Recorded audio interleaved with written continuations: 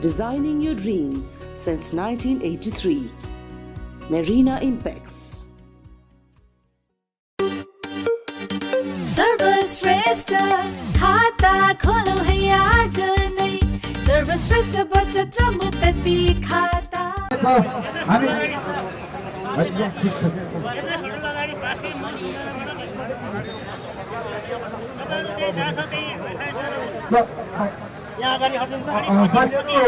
मिडियाकर्मी साथीहरू अगाडि बढाइरहेका छौँ 3 बजेदेखि 5 बजे बालेश्वरको संसदमा पुँजी बजार सम्बन्धी एजेन्डा उठाउने सांसदज्यूहरू बालेश्वरको त्यो संसद भवनमा रोस्टममा उभिएर तपाईहरूले पुँजी बजार सुधारको लागि पुँजी बजारमा सुधार गर्नुपर्ने कुराहरूको मुद्दा उठाउँदै गर्दा रोस्टमबाट बाहिर निक्लिसकेपछि कृपया नियामकहरूलाई सचेत पनि गराइदिनु होला। राजनीतिका लागि राजनीतिको लागि मात्रै राजनीतिकका लागि मात्रै संसदमा बोलिदिने नगर्नु होला।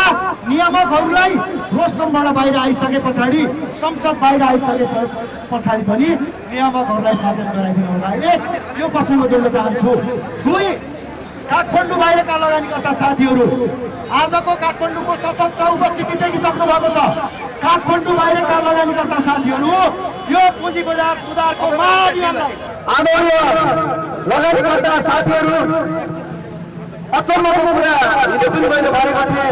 हामी यो देशको सबैभन्दा मालिक लगानीकर्ता साथीहरू सडक लगाउनु परेको छ भने हाम्रो कमिसन खाने हामीले तिरेको कमिसनबाट तलब खाने तलबले नपुगेर भ्रष्टाचार पनि गर्ने नियामक निकाय र सरकारले हामीलाई शासन गरिरहेको छ। शासन पनि यस्तो गरिरहेको छ कि जे गर्नुपर्ने काम गरेको छैन, जे नगर्नुपर्ने काम त्यो काम गरिरहेको छ। हामी यो नेपाल सरकारको यो संसद केन्द्रीय संसद भवनको अगाडि छौँ। यहाँ केन्द्रीय सरकारको प्राङ्गणमा छौँ।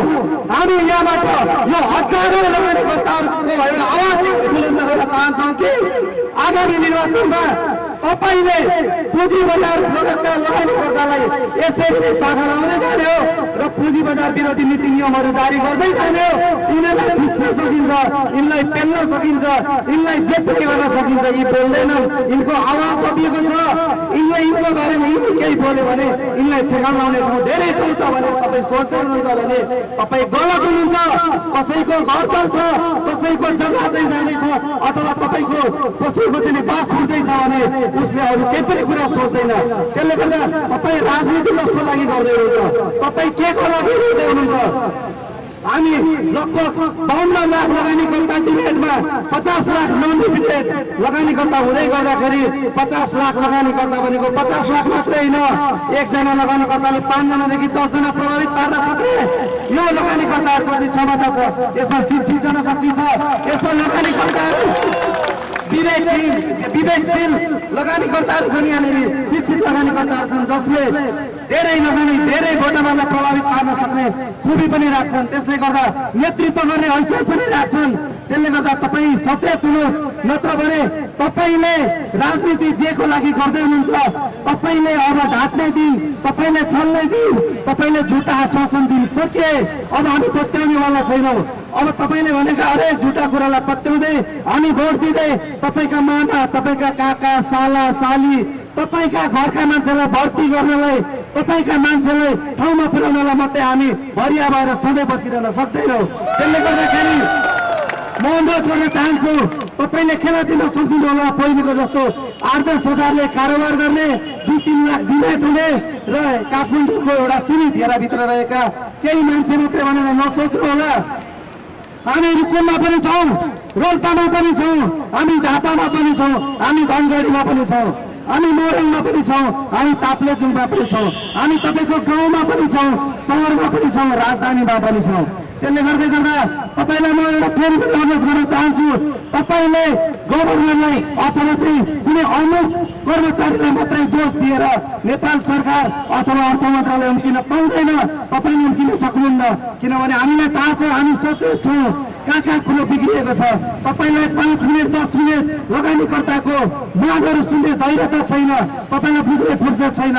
तपाईँलाई स्कुल उद्घाटन गरेर जानु छ, तपाईँलाई आफ्नो कार्यकर्ताहरू विभिन्न पार्टीका प्रवेश गराउनु छ, तपाईँलाई झुटा आश्वासनहरूमा बाँध्नु छ, तपाईँलाई अन्यको राजनीतिक कुराहरू गर्दा गर्दै फुर्सद छैन, तपाईँलाई देशको आर्थिक स्थिति सुधार गर्ने कुरामा सोच्ने फुर्सद छैन, तपाईँलाई 50 लाख लगानीकर्ताको बारेमा सोच्ने फुर्सद छैन भने हामीलाई पनि तपाईँको बारेमा सोच्ने फुर्सद छैन। अब त्यसले गर्दाखेरि हामी राजनीति गर्न चाहँदैनौँ, हामीलाई राजनीति गर्ने इच्छा पनि छैन र फुर्सद पनि छैन। तर यति भन्दै गर्दा हामी राजनीति गर्न नजान्ने पनि होइन, आवश्यक पर्यो भने राजनीतिमा आउन नसक्ने पनि होइन। त्यसले गर्दा तपाईँलाई आज काठमाडौँ र धरानबाट लौरो बज्रिन सुरु भएको छ, अब देशैभरि लौरो बज्रिन सुरु हुनेछ। लौरो एउटा साङ्केतिक मात्र सुरु भएको छ। तपाईँले यो कुरा बुझ्दै गर्नुहोला, यसपालिको लौरो बज्राइमा पुँजी बजारका लगानीकर्ताको अहम भूमिका छ, यसमा प्रमुख भूमिका रहेको छ र यसमा लाखौँ लगानीकर्ताको शुभेच्छा रहेको छ। र तपाईँले आगामी दिन फेरि विवेकशील ढङ्गले सोच्नु भएन भने तपाईँको अर्को चुनावमा, आगामी प्रदेशको र केन्द्रीय चुनावमा तपाईँको टाउको खुट्टा हात सबै राजनीतिक रूपमा हामी बाँधिदिनेछौँ र तपाईँलाई अपाङ्ग बनाएर तपाईँलाई जिउन बजार दिनेछौँ र यो जनशक्तिले राजनीतिको चाहिँ नेतृत्व पनि परिवर्तन गर्ने हैसियत पनि राख्छ। त्यसले गर्दा अहिले नै सोच्नुहोस्, तपाईँको भाग खाने हामीलाई इच्छा छैन, गर्नुहोस् र राजनीति गर्नुहोस्, हाम्रा लागि गर्नुहोस्, जसको भोटले गर्नुभएको छ त्यसका लागि गर्नुहोस्। र अब पक्कै पनि सोच्न तपाईँले ढिलो गर्नुभयो भने हामी चुप लागेर बस्नु छैन भने आजको यो उपस्थिति भनेको साङ्केतिक मात्रै हो। हामी योभन्दा बृहत रूपमा चाहिँ जानेछौँ र आज हामी हजारौँको उपस्थिति भए पनि भोलिका दिनमा 77 जिल्लामा यो उपस्थिति हुनेछ भन्दै म यो अहिले गरिरहेको यो 19 बुढी आन्दोलन, 19 बुढी माग राखेर गरेको आन्दोलन जबसम्म हाम्रो माग पुरा हुँदैन तबसम्म स्थगित हुने छैन र यो रोकिनेवाला, यो अल्मलिनेवाला आन्दोलन होइन, यो आदि हुने हो। यो जबसम्म हाम्रो लगानीकर्ताको माग पुरा हुँदैन तबसम्म कुनै पनि आश्वासनले ढल्ने छैन, रोकिने छैन। हामी रोकिने गरी अगाडि बढेका होइनौँ। धन्यवाद। सबै लगानीकर्ता साथीहरू, आज यो हामी सांसदको प्राङ्गण बाहिर उभिएर तताइरहेछौँ। उता संसद पनि केही दिनदेखि ताकिरहेछ। हाम्रो यहाँ उभिराखेका बसिराखेका सम्पूर्ण लगानीकर्ताहरू, नेपाल 7 प्रदेश 77 जिल्लाको लगानीकर्ताहरूलाई यहाँबाट सलाम गर्दै, अभिवादन गर्दै, विदेशमा हाम्रो युवा दाजुभाइ दिदीबहिनीहरू 60 लाख छन्, उहाँहरू पनि लगानी गरिरहेछन्, उहाँहरूले पनि सलाम छ, मेरो हार्दिक अभिवादन छ। र हामी चाहिँ आज नियमनकारी निकायले गरेर, खास गरिकन सेबन, राष्ट्र बैंक, नेप्से, अर्थ मन्त्रालय, विभिन्न नियमनकारी निकाय र उनीहरूले गरेर हामी लगानीकर्ता एउटा पुँजीपति, हामी चाहिँ एउटा व्यापारी उद्योगपतिहरू आज हामी संसद भवनको अगाडि सडकमा बस्न बाध्य भएछौँ।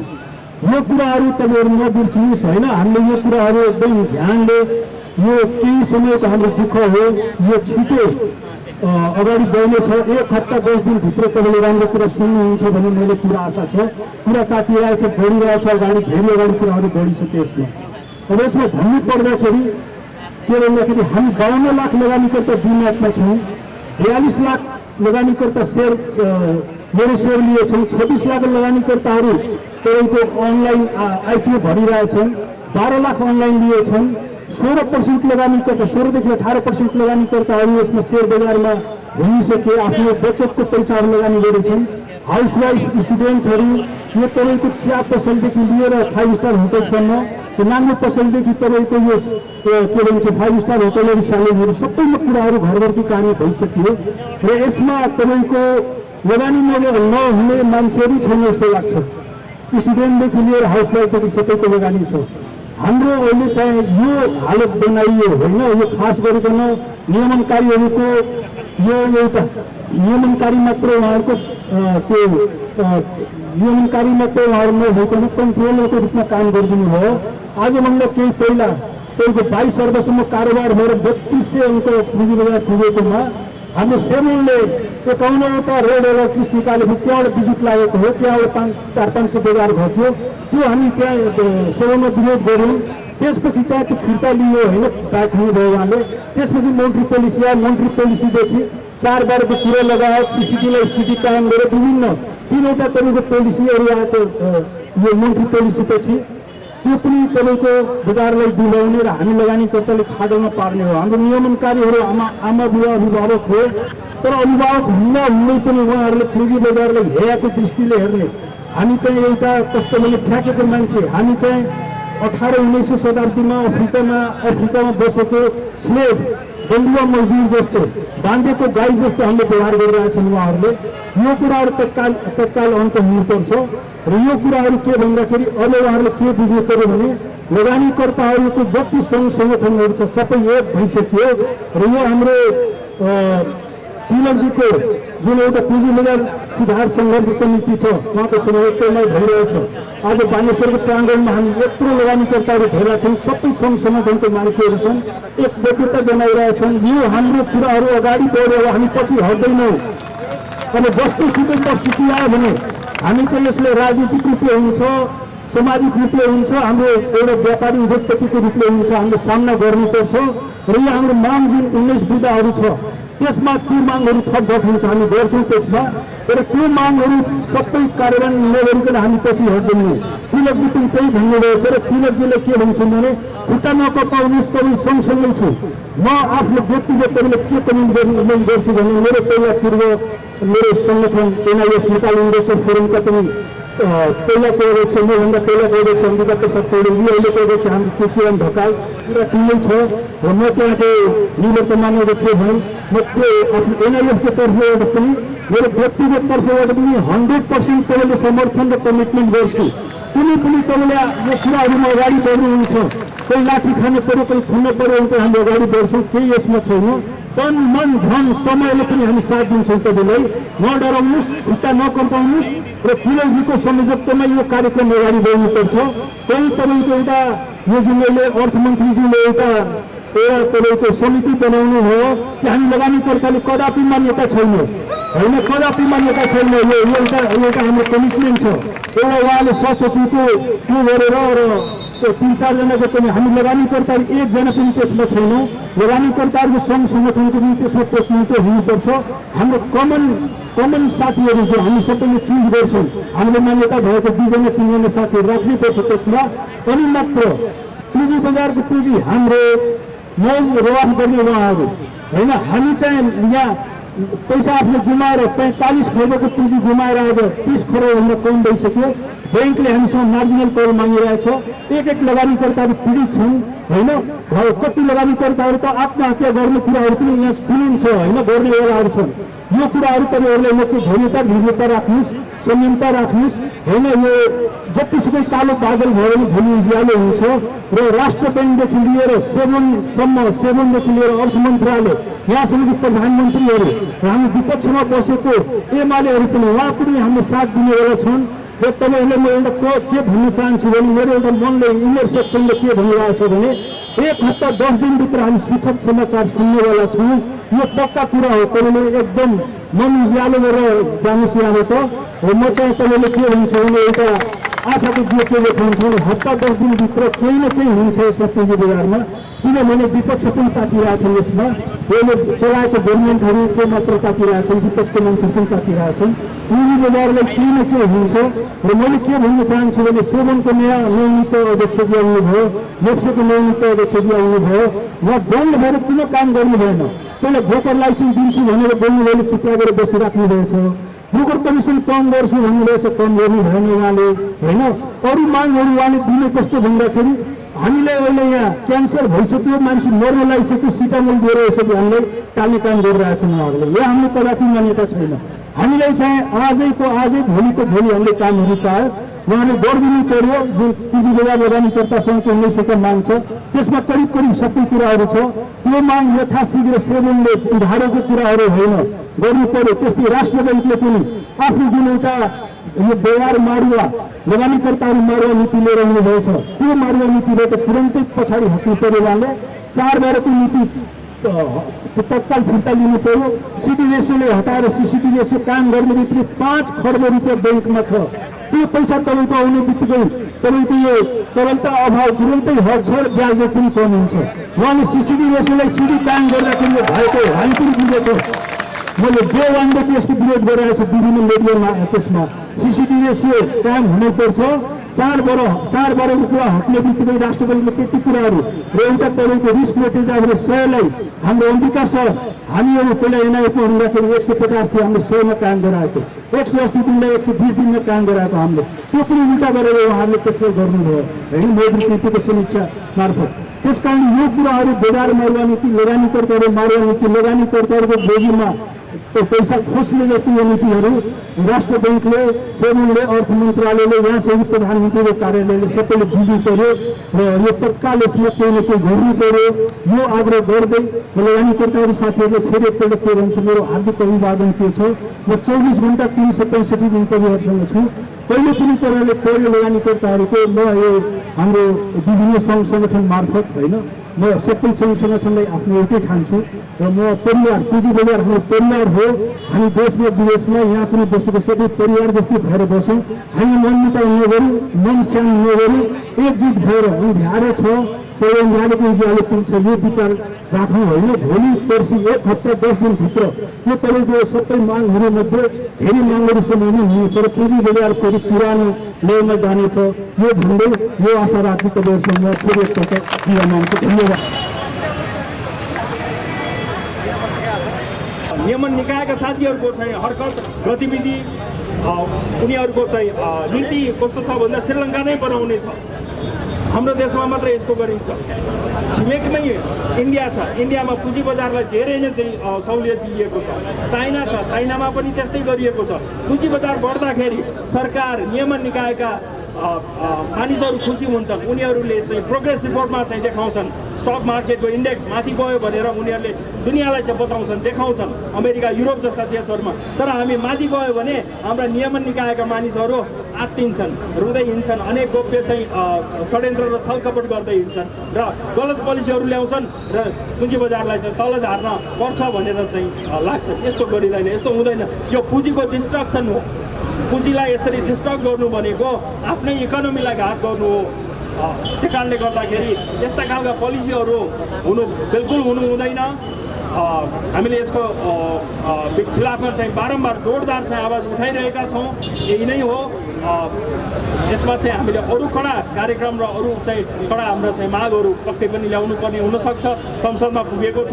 संसदका सांसदहरूले अथवा राजनीतिक दलहरूले पनि सायद केही बुझेका छन्, केही सुनेका छन्। अब यो यसलाई चाहिँ अब एक्सनमा ल्याउनु पर्यो र पुँजी बजारलाई यसरी तालिङ्ग र भत्ताभुङ्ग पार्ने, 50औं लाख लगानीकर्ताहरूलाई बेहाल बनाउने, रोडमा ल्याउने, कर तिर्ने लगानीकर्ताको चाहिँ यस्तो हालत बनाउने यो दुनियाँमा हुँदैन। यो यो यो चाहिँ अधर्मीहरूले गर्ने जस्तो पाप कर्म हो।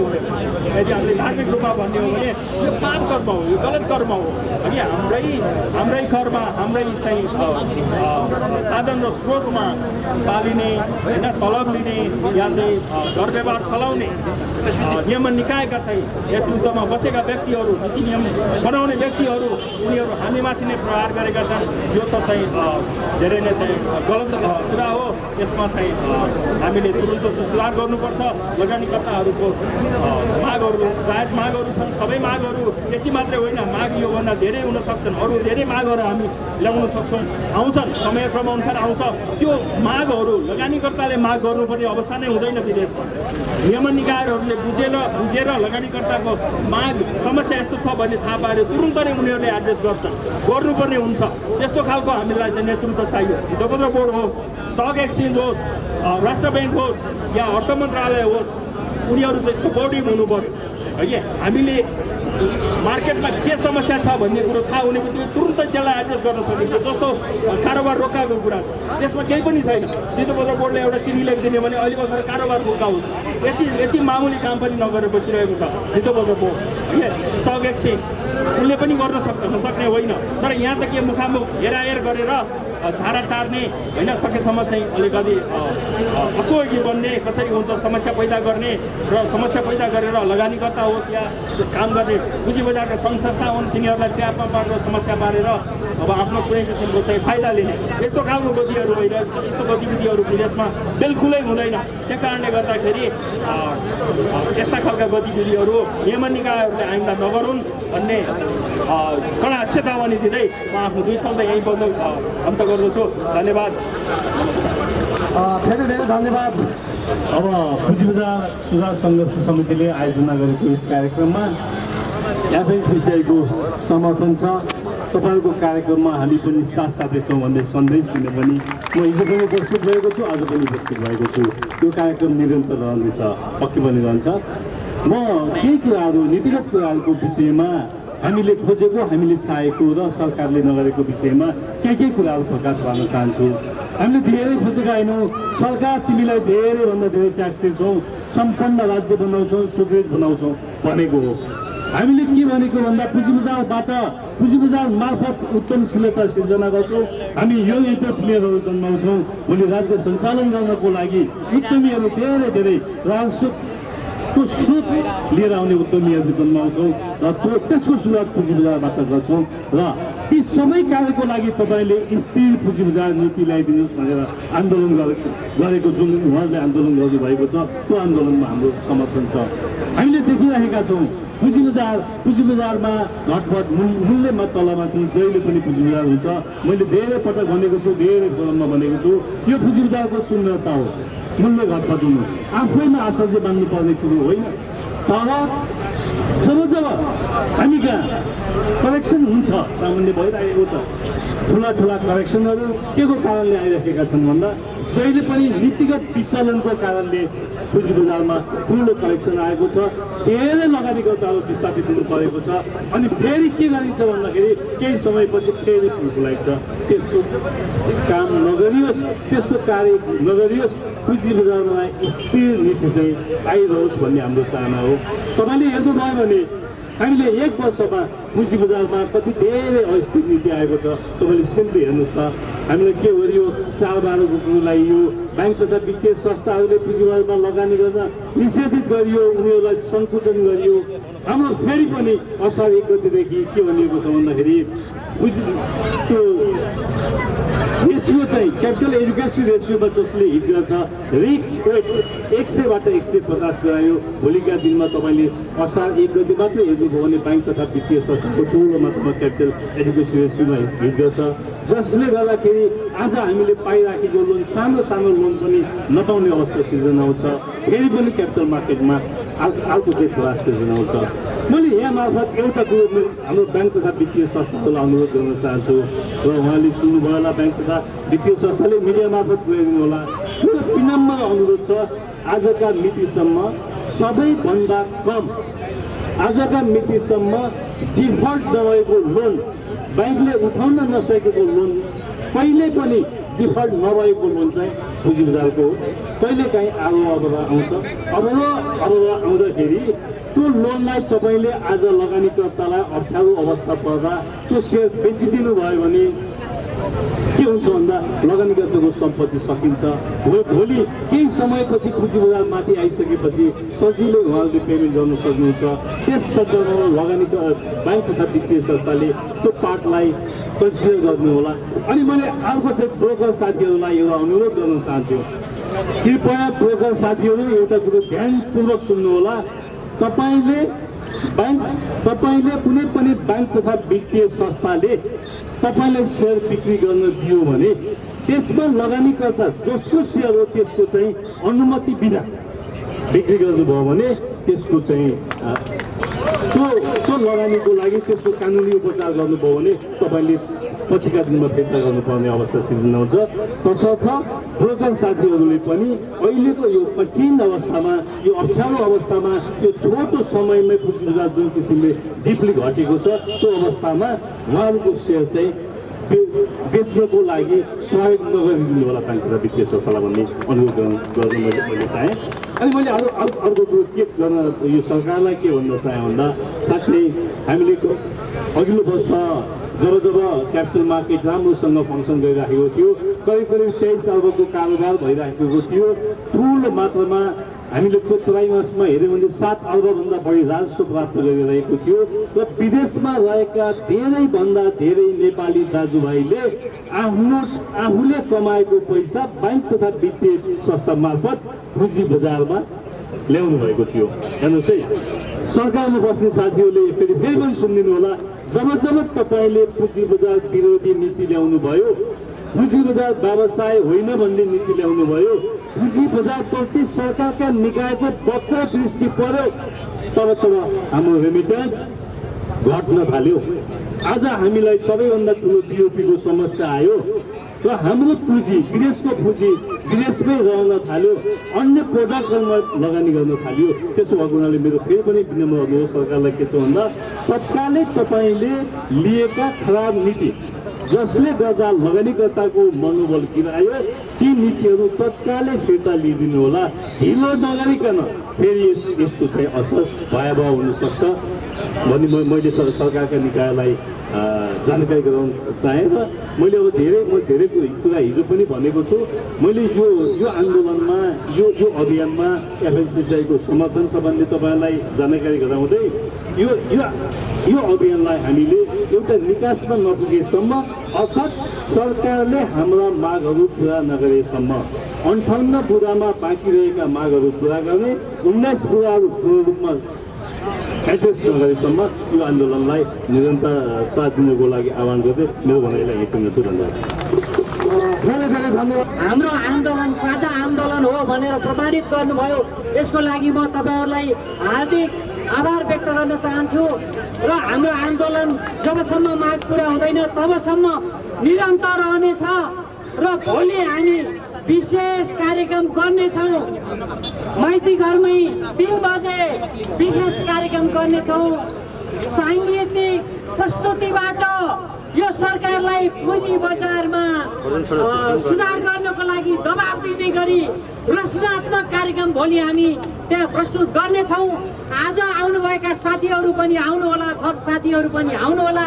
हामी भोलि कलाकारहरूलाई उतार्नेछौँ। कलाकारहरूले पनि सेयर बजारमा लगानी गर्नुभएको छ, उहाँहरूको पनि अनुभूति के छ त्यो पनि हामी सुन्नेछौँ। त्यो भएको हुनाले भोलि हामी रचनात्मक कार्यक्रम प्रस्तुत गर्नेछौँ भन्ने जानकारी दिँदै अब अन्तिममा शेयर विश्लेषक विष्णु प्रसाद बस्याललाई म चाहिँ आफ्नो अभिव्यक्तिहरू राखिदिनु हुन अनुरोध गर्छु। उहाँ गइसक्नु भएको छ भने विष्णु प्रसाद बस्याल उहाँको भनाइ अन्तिममा मिठो भनाइ सुनेर, मिठो आह्वान सुनेर हामी बिदा हुन्छौँ। धन्यवाद।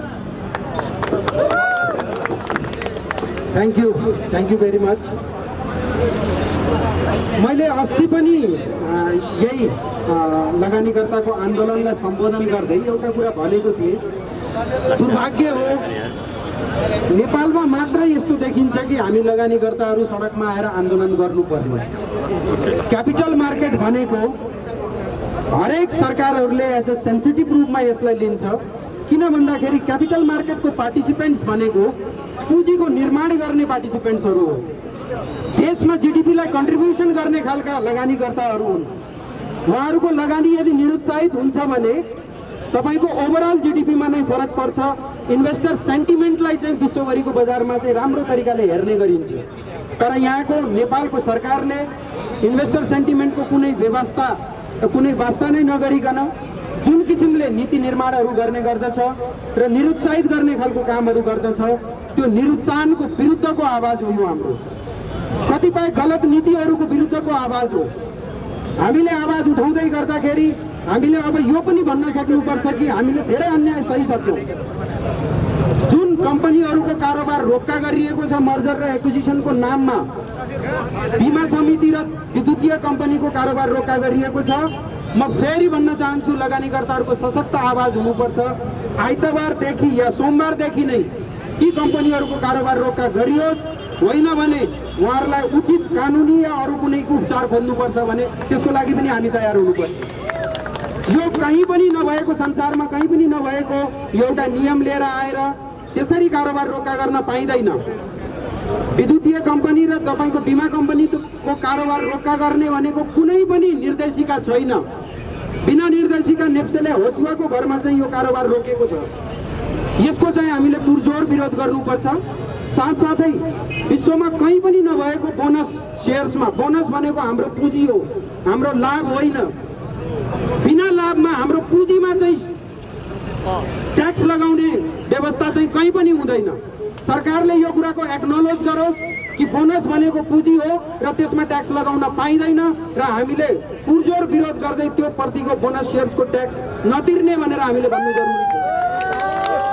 यति भन्दै म अनि कम्पनीहरूका जुन बिमा कम्पनी र जलविद्युत कम्पनीका सञ्चालक तथा सिओहरूलाई पनि एउटा वार्निङ दिन चाहन्छु कि तपाईँहरूले कुन कानुनी आधारमा के सेयर होल्डरले भनेको थियो कारोबार रोक्नुस् भनेर चिठी पठाउनको लागि कुन कानुनी आधारमा तपाईँले चिठी पठाउनु भएको नेप्सेलाई तपाईँहरूले त्यो तुरुन्तै त्यो जुन चिठी पठाउनु भएको थियो फिर्ता लिएर तुरुन्तै अबदेखि कारोबार खुला गर्नुहोस् भनेर तपाईँले भन्नुहोस्, होइन भने तपाईँहरूको कार्यालयको बाहिर आएर हामीले धरना दिनेछौँ।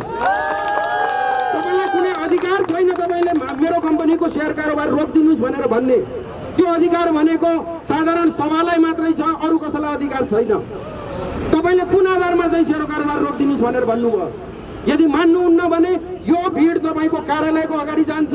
सोमबार नै तपाईँले चिठी पठाएर कारोबार खुल्ला गर्नुहोस् भनेर भन्नुहुन्न भने यो भिड तपाईँको कार्यालयको बाहिर गएर धरना प्रदर्शन गर्नेछ। तपाईँलाई अधिकार छैन त्यो कारोबार रोक्ने। मात्र साधारण सभाले बाहेक अरू कसैले कारोबार रोक्न पाउँदैन। यो सबै लगानीकर्ताहरूले बुझौँ। कम्पनीको सञ्चालक भए भन्दैमा जे मन लाग्यो त्यही काम गर्न पाइँदैन। यति भन्दै अरू मागहरू पनि विभिन्न मागहरू हाम्रो हुन सक्छ। ती मागहरूलाई परिष्कृत गर्दै थप्दै र कसरी मागलाई चाहिँ अझै राम्रो तरिकाले ओभरअल मार्केटको डेभलपमेन्टको लागि राम्रो बनाउन सकिन्छ त्यसमा हामीले ध्यान दिँदै हाम्रो कार्यक्रमहरू चरणबद्ध रूपमा अगाडि बढाउनेछौँ। जबसम्म सरकारले हाम्रो मागहरू पुरा गर्दैन हामी चाहिँ यो भेलालाई चाहिँ हामीले यसरी चाहिँ टुङ्ग्याउनु हुँदैन र बारम्बार दिनदिनै हामीले खबरदारी गर्नुपर्छ भन्ने रिक्वेस्टको साथ म आफ्नो सम्बोधन यही टुङ्ग्याउन चाहन्छु। हस्त धन्यवाद। विगतमा तपाईँहरूसँगै आमरण अनसन पनि बस्नुभयो तिलक कोइरालासँग। अब उहाँले आन्दोलन गरेको करिब 5 दिन जति भयो, उहाँले चरणबद्ध रूपमा आन्दोलन घोषणा गर्नुभएको थियो। यो आज 5औं दिनमा मात्रै तपाईँ आन्दोलनमा देखिनुभयो। म काठमाडौँभन्दा बाहिर थिएँ र मैले सोसल मिडिया सामाजिक सञ्जाल मार्फत म 27 गते चाहिँ को कार्यक्रममा म उपस्थित हुन्छु भनेर मैले जानकारी पनि गराएको थिएँ र म आजबाट यो आन्दोलनमा सशक्त रूपमा लागेको छु। आज लगानीकर्ता हिजो बेलुका मेरो 8 बजे वरिपरि मैले पोस्ट पनि गरेको थिएँ। 27 गतेको मेरो कमिटमेन्ट थियो जुन 27 गतेबाट चाहिँ म आन्दोलनमा सरिक हुने भनेको त्यो मैले आज पुरा गरेको छु र आज लगानीकर्ताहरूको ऐतिहासिक उपस्थिति भएको छ। विगत 4-5 वर्षदेखि हामी बजारमा बजार मैत्री पोलिसीको लागि बजारको स्थायित्वको लागि पटक पटक आन्दोलन गरेका थियौँ। आजको उपस्थिति एउटा ऐतिहासिक उपस्थिति छ। यो उपस्थितिले हामी फ्रन्टलाइनका हामी अभियानकर्ताहरूलाई एउटा ऊर्जा मिलेको छ। भावी आगामी दिनका कार्यक्रमहरूमा पनि लगानीकर्ताहरूको यही किसिमको उपस्थितिको हामीले अपेक्षा पनि गरेका छौँ। जस्तो विगतमा तपाईँहरूले आन्दोलन गर्दा पनि तपाईँहरूले अर्थ मन्त्रालयसँग 58 बुँदे सहमति पनि गर्नुभएको थियो। अब यो 3.5 वर्षपछि पनि फेरि तिनै बुँदाहरू लिएर आन्दोलन गर्नुपर्ने अवस्था आयो। यो अवस्था यो राज्यसँग सम्बन्धित छ। हामी कस्तो देशमा छौँ, हामी कुन राज्यमा छौँ, यो राज्यको ढिलासुस्ती, यो राज्यको नियामकहरूले गर्ने सेक्टरप्रतिको बिहेभियर, यो सबै हामी अपडेट छौँ। यसैलाई झकझक्याउँदै थप केही 19 बुँदा राखेर हामी आन्दोलनमा छौँ र अहिले हिजोको 3 वर्षको परिस्थिति र अहिलेको परिस्थिति फरक छ। हिजो हामीले आन्दोलन उठान गर्दै गर्दा हामी 8-10 लाखको एउटा समूहमा थियौँ भने आज 52 लाख पुगेका छौँ। आज ओखलढुङ्गादेखि रुकुमसम्म लगानीकर्ता पुँजी बजार विस्तार भएको छ। आज संसदमा लगातार संसद चलिरहँदा सांसदहरूले मुद्दाहरू उठाउन पर्ने परिवेश बनेको छ। स्थानीय निकाय पश्चात स्टक मार्केट सेयर लगानीकर्ताहरूको केही भूमिका, चुनावी भूमिकाका कारण राजनीतिक दलहरूले, राजनीति गर्नेहरूले, सांसदहरूले स्टक मार्केटलाई हिजोको दिनभन्दा अलि बेसमारी अलि फरक गरी बुझेको अनुभूति भएको छ। म आह्वान गर्न चाहन्छु, संसदको रोस्टममा मात्रै बोलेर भएन। संसदको रोस्टममा बोलेर राजनीति गरेको आभास मात्रै हामीले महसुस गरेका छौँ। संसदहरूले बोल्नु भएको छ, उहाँहरूलाई हार्दिक धन्यवाद। तर संसदको रोस्टमबाट निक्लिसके पछाडि आदरणीय माननीयज्यूहरूले नियामकहरूलाई पनि संसदमा बोले जसरी गरी नै यो जनताको आवाज उहाँहरूले पनि खबरदारी गरिदिनु भयो भने हाम्रो आन्दोलन, हाम्रो माग, लगानीकर्ताका प्राकृतिक मागहरूलाई सपोर्ट हुन्छ। संसदको रोस्टरमा मात्रै होइन, कृपया उहाँहरूले नियामकलाई पनि सतर्क र खबरदारी गरिदिनु हुन म माननीयज्यूहरूलाई अनुरोध समेत गर्दछु। अब प्रसङ्ग फरक छ, तर तपाईँसँग कुरा गर्दा मैले त्यो विषय उठान गर्नै पर्छ। अब यो तपाईँहरू एउटा पुँजी बजारको सुधारका नाममा सङ्घर्ष समिति मार्फत नै आन्दोलनमा हुनुहुन्छ। अब जस्तो तपाईँहरूले चाहिँ पुँजी बजारको बारेमा चाहिँ आम रूपले आएका नेताहरूले संसदमा हाम्रो आवाज बोलिदिनु भएन, सुनिदिनु भएन, त्यसैले अब हामी नै संसदमा आउनुपर्छ भनेर, हामी नै चुनाव लड्छौँ भनेर घोषणा गरिरहँदा तपाईँहरू दुईजना तिलक कोइराला र तपाईँले नै एउटै निर्वाचन क्षेत्रबाट चुनाव लड्ने घोषणा सामाजिक सञ्जालमा देख्यौँ। तिलक दाइ र मसँग कुनै पनि यस्तो दुविधा छैन। राजनीतिक रूपमा उहाँ र ममा कुनै पनि प्रतिस्पर्धा छैन र उहाँको घोषणा र मेरो घोषणा केही प्राविधिक त्रुटिहरू त्यहाँ छन्। क्षेत्र नम्बर 1 को लागि हामी पुँजी बजारमा लाग्ने उम्मेदवार जम्मा एकजना हुनेछौँ। यो तपाईँहरूलाई म एकदम यो ग्यारेन्टीका साथ भन्छु। चितवन क्षेत्र नम्बर 1 बाट हामी मध्ये एकजना मात्रै हुनेछौँ। अब जस्तो केही दिन अगाडिसम्म एउटा चाहिँ असङ्गठित संस्थाको नाममा आन्दोलन भएको थियो। अब हिजोदेखि भनौँ न करिब सबै सङ्गठनहरू यो आन्दोलनको मोर्चामा होमिनु भएको छ। अब तपाईँहरूको आगामी रणनीति चाहिँ के छ? तिलक दाइले 1 गते असारदेखि आमरण अनसन घोषणा गर्नुभएको छ। तिलक दाइको संयोजकत्वमा आन्दोलन सुरु भएको छ। विगतका आन्दोलनहरूका उपलब्धि हामीले केही उपलब्धिहरू हासिल गरेका पनि हौँ।